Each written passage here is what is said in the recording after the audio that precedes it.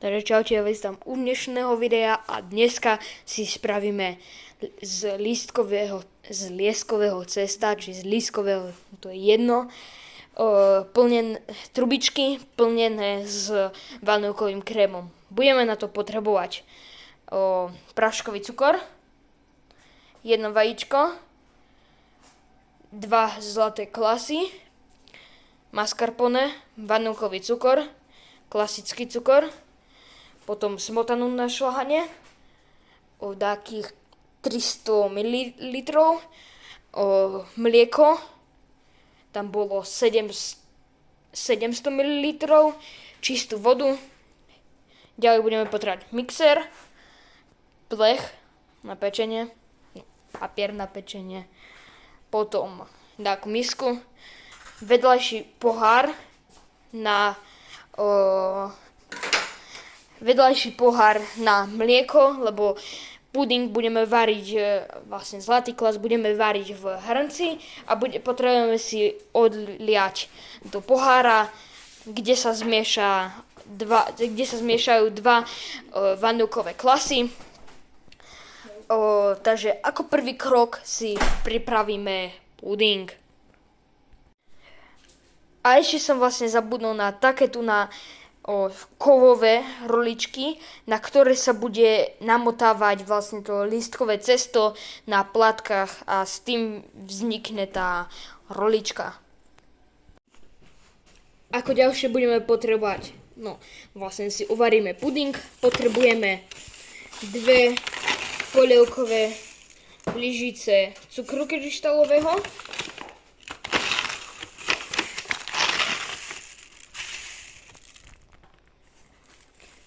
ďalej budeme potrebovať 1 celý vanilkový cukor,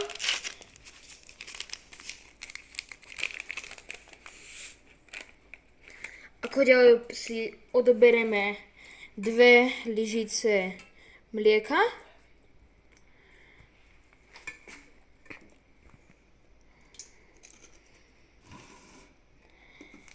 ako ďalej,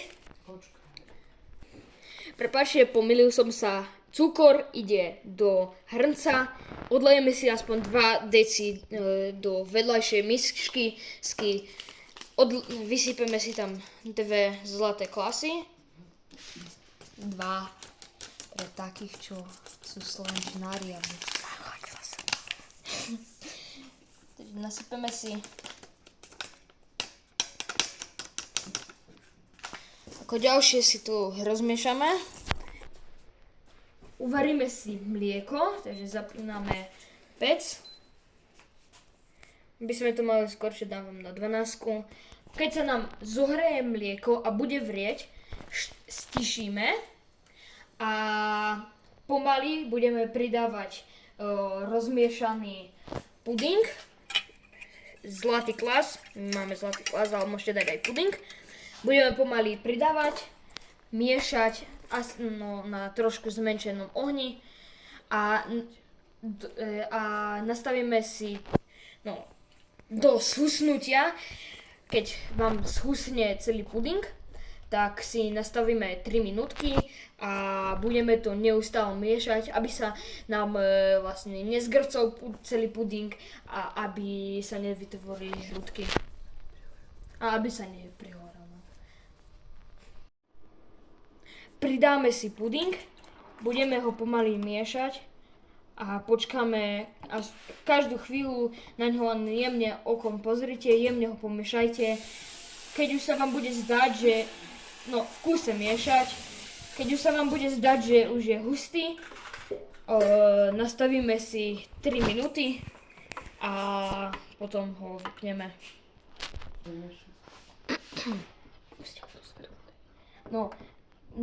Pomaly si pomiešame, nastavíme si 3 minútky a neustále budeme miešať, stišíme si plameň, lebo sa nám to teraz môže dokašľať, teraz je najhoršia chvíľa. Môže sa nám to prihorieť a to už potom nebude dobre. Keď nám uplynú 3 minútky, presunieme si to do takej vedľajšej nádoby a necháme vonku chladiť. A ešte mám taký menší tip od mamky. Prikryjeme si to celé sačkom, aby sa nám tam nezrobila taká skúrka, taká hrubá časť a to už nebude potom fajné. Po 3 minútach si to pomaly prelejeme. Radšej to robí za mňa mamka, nech sa náhodou neobarím. A zakryjeme si to sačkom a môžeme to presunúť vonku. Ale nie do chladničky, lebo by sa to mohlo zgrsnúť a to už by ste celé pokazili, keby ste to dali do chladničky. Rozbijeme si vajíčko.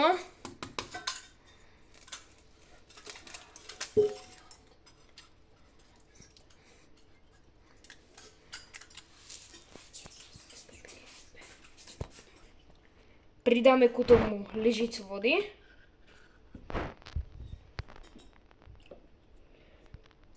A celé si to rozmiešame. Ako ďalšie si to namotáme. Ďalší krok bude si to potrieť celé s vajíčkom. Poriadne všade dookola.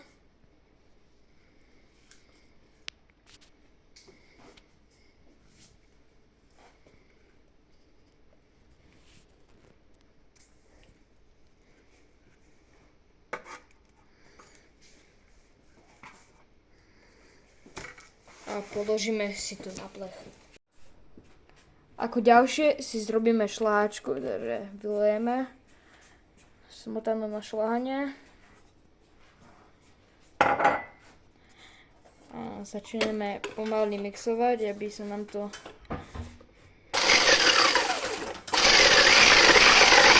a keď si to vymixujeme, pridáme mascarpone a puding.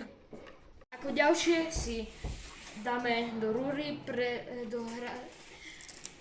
rozhriatej na 200 stupňov. Dávame to tam na 15 minút.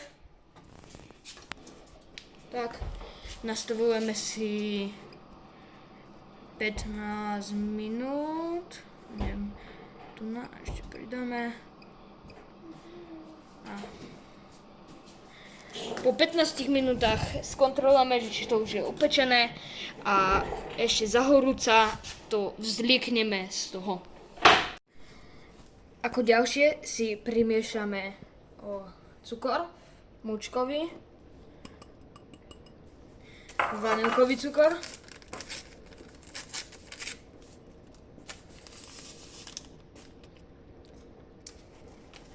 a mascarpone, ktoré si ešte musím otvoriť. Celé mascarpone nám pridáme.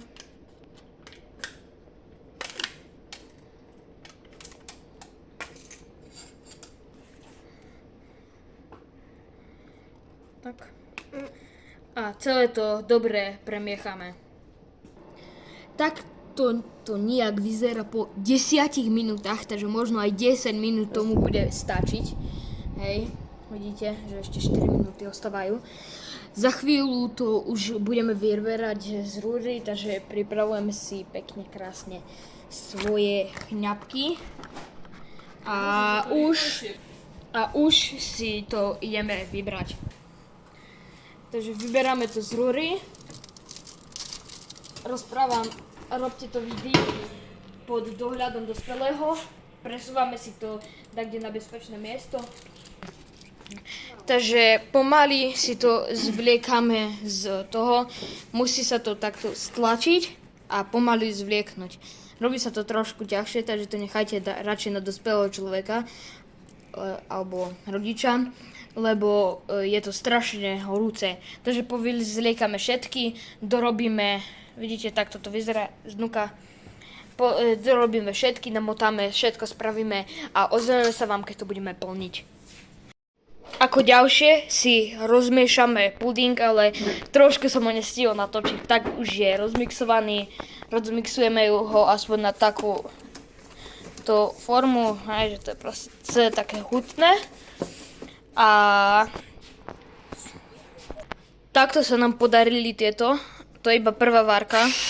To je dosť pekné, takže teraz sa robí ďalšia várka, druhá a potom pôjdu ešte ďalšie dve. A ešte chcem podotknúť, že pri pečení nedávajte to na 15 minút, ale dajte to na 10 minút, lebo pri 15 minútach sa vám to spálí. My sme tu po 10 minútach už vybrali, takže keď sa nám peče ďalšia várka, tam máme prvú várku, tu je druhá várka, potom pôjdu ešte ďalšie dve. Keď už máme obidva krémy zrobené, spojíme si ich dokopy.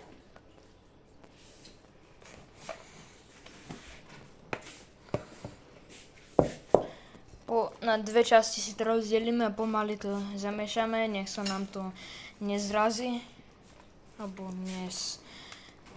proste sa môže s tým niečo stať.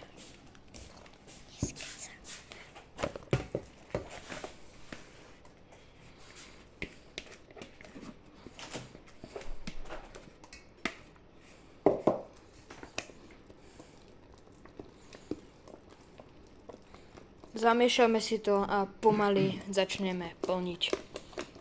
Ako ďalšie si to naplníme.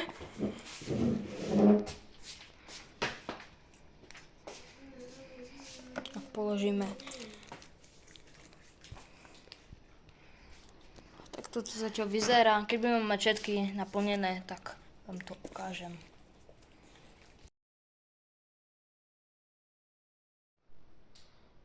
Už tu máme aj ochutnávku, takže toto je iba z chladničky, ale toto som si vyskúšal dať do mrzničky a vyzerá to ešte lepšie ako z chladničky, takže ideme ochutnávku.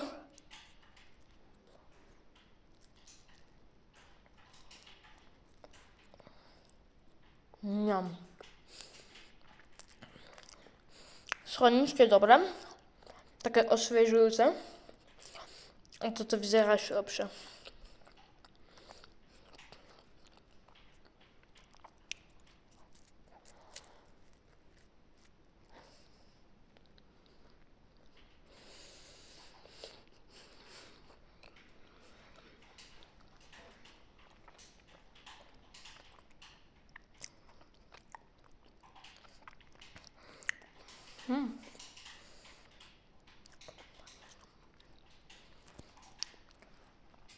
Odporúčam to vyskúšať aj do mrazničky, keď je také leto alebo niečo.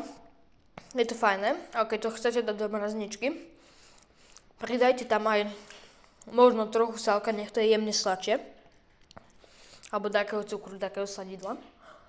Budem rád, keď si to dopozeral až tu, nech si zanecháš like, odber a zatiaľ čau.